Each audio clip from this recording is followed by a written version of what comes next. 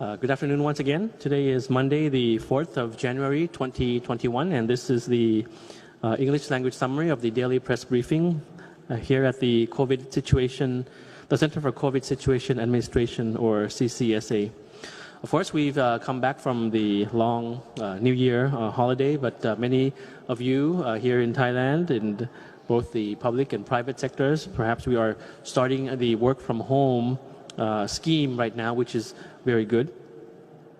I'd like to take this opportunity first to thank all the Thai citizens as well as our foreign friends, those viewing this broadcast in Thailand and from around the world through social media abroad, for your understanding of the situation and most importantly your kind cooperation in this matter to ensure the safety of our family and friends, the continued safety during these trying times. So aside from the CCSA meeting that we had this morning, we will also be having a general CCSA meeting later this afternoon, which will be chaired by the Prime Minister, and I'll be talking about that later. The highlight of which is, of course, that today the Prime Minister signed an order which is effective, has become effective today on the 4th of January at 6 a.m. concerning 28 provinces and 8 measures. And I'll go into that a bit later. But first, moving on to the number of cases that we have for today, the general situation. We have a template for you every day for these cases. So for today, we have recorded new confirmed cases, 745 new confirmed cases, making the cumulative number of cases 8,439. Out of this 745 cases, 577 cases are from active case finding, specifically in Samut Sakhon province. 152 cases are from local transmission, meaning in other provinces around the country. And 16 cases from within state quarantine, meaning those who have traveled back on repatriation flights, those who have traveled back on various visa schemes, including tourist schemes. So these are 16 cases found already in state quarantine. The number of recoveries, those who were discharged already, the new number for yesterday, recorded today, is 15 persons, making the cumulative number of recoveries 4,352. It's of great sorrow that we have to announce one new fatality in Thailand, making the total number of fatalities 65. This one new death is a Thai national, 56 years of age, from Bangkok, who had pre-existing health conditions as well and succumbed to COVID. Just some observations as recapped by the spokesperson.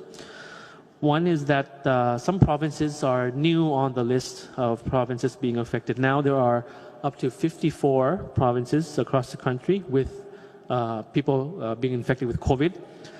In some provinces, however, there might be a small number, for example, like 1 or 2 cases, but those provinces are counted likewise to be in the list of 54 provinces. So one new province in that, as an example, is Prachuap Khiri Khan, where previously it was not included because there were no cases. Now Prachuap Khiri Khan has 1 case in that province. The spokesperson also displayed various charts today about the time progression since the 18th of December until today, over 2 weeks. Of course, all the infections and all the results that we see are a result of what happened 14 days prior. So it's very important to abide by all the measures strictly so that in the future, 14 days from now, we will not see any further surge. The number that we have today is quite high. It's getting high on a daily basis. As you've noticed, 200 per day to 300. Now it's 745 for today. So hoping for the best. So I'll be moving on to the disease control measures in the highly controlled areas and the 28 provinces that I mentioned. So the CCSA officially announced and declared and signed by the Prime Minister, designating 28 provinces as highly controlled areas where certain activities are restricted or limited. These 28 provinces are Bangkok and the surrounding provinces, provinces in the central and eastern part of Thailand, as well as provinces in the western border from Tak province down to Ranong. The highly controlled areas are the red color zones, as you can see on the map on the infographic on screen right now. And some were asking about the list of provinces in English, which has actually been reported in the media, but you'll see it again here right now on screen. The provinces that are now designated as highly controlled area, or as you recall, level 1 provinces. It should be noted, however, that while there are no so-called green color zones or level 4 color zones left on the map, this does not in any way signify a very across-the-board widespread infection. The provinces classified as belonging to the ones I see in orange or level 2 zones are so designated to serve as buffer zones of the 28 provinces in level 1 or in color red, as you see.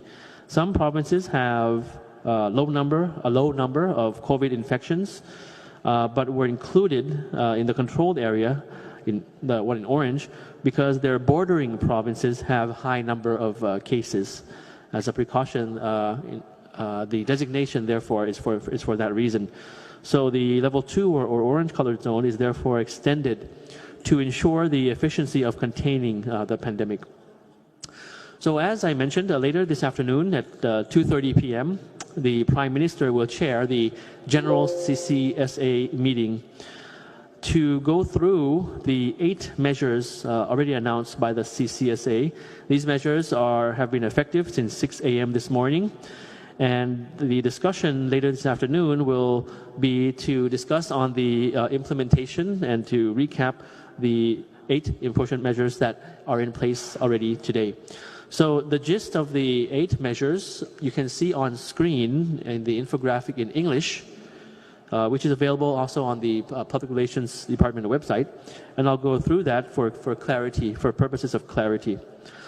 Firstly, for the prohibition of the use of buildings which are considered to be at high risks of disease transmission, including educational institutions of all kinds, in all the 28 level 1 highly controlled zones.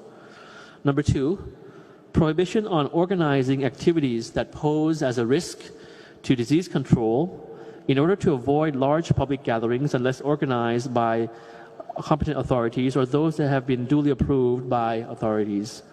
Number 3, provincial governors are authorized to close venues that are considered to be high risk of disease transmission in the level 1 zone provinces. Number 4, regarding measures for restaurants, the CCSA encourages restaurants and eateries to provide takeaway service and, if necessary, adhere to strict social distancing measures for dine-in customers. You might recall that earlier this year, that was an order to prohibit dine-in customers, and there had to be more of a delivery and takeaway. But for this time, we encourage that in terms of takeaway service.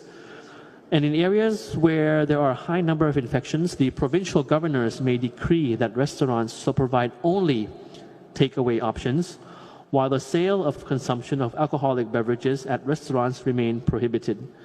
Moreover, shopping malls and supermarkets operating hours may operate at normal business hours or as decreed by provincial governors in their respective provinces. Now, just a little bit on number 4, which is very important.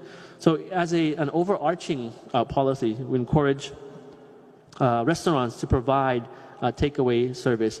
However, each provincial governor or the Bangkok governor can announce that restaurants have to be for takeaway, for delivery services only.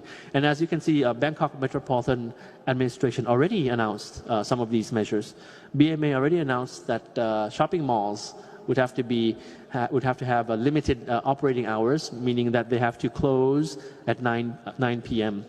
So this is the general overarching policy for restaurants, and please stay tuned for each province's announcements regarding restaurants. However, the general picture is that encouraging restaurants to provide takeaway service. Number 5 is that provincial governors are authorized to open or close venues in addition to the ones already mentioned.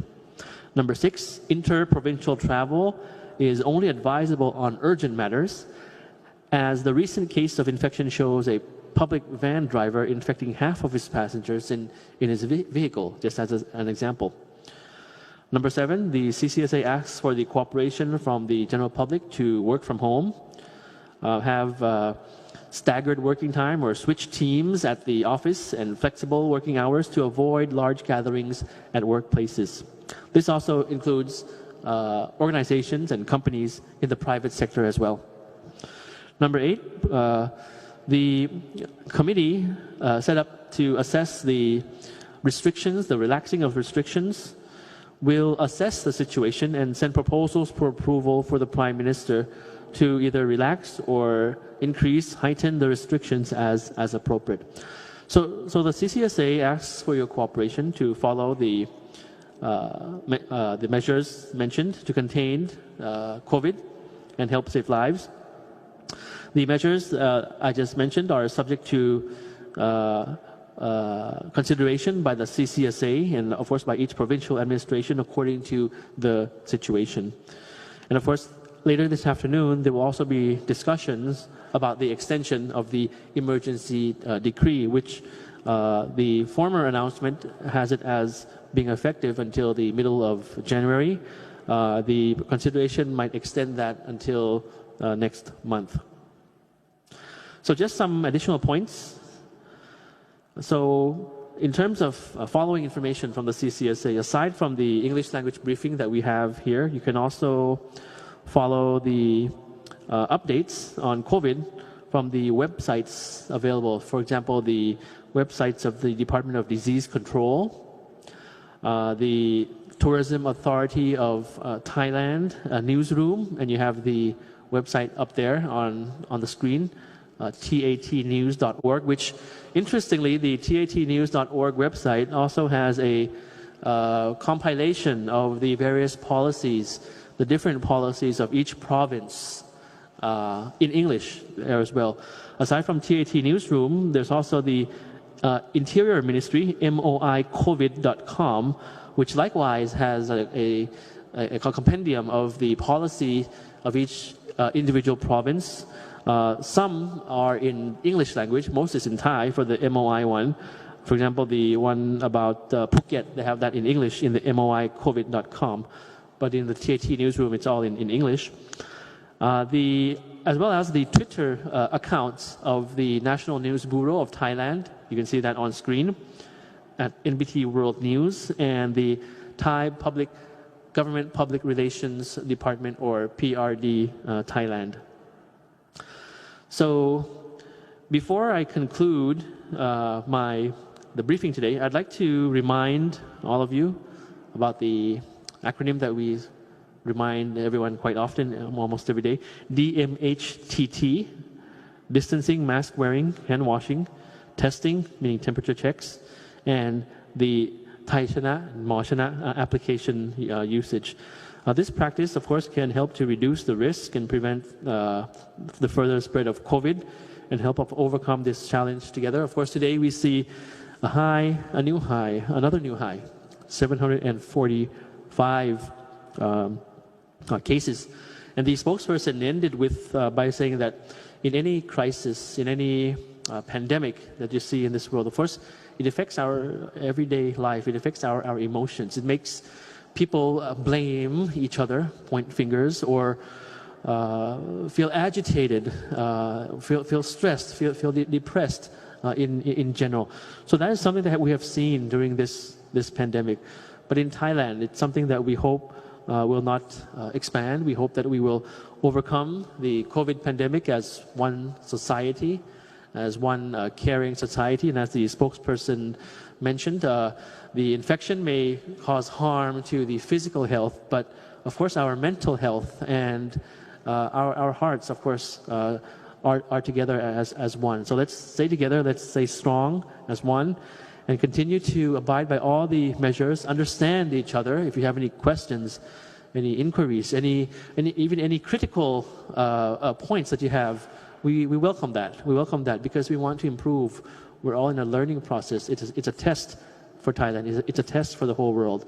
And we welcome any suggestions and comments that you have. You can send that in to the various social media outlets, inboxes that we have, and we will be able to address your questions in one way or another, either on air or off air or any way possible. And we appreciate very much all your help and suggestions. So thank you very much for your attention today, and I'll see you again tomorrow. สวัสดีครับ ครับขอบพระคุณนะครับท่านณัฐภา นุนพคุณ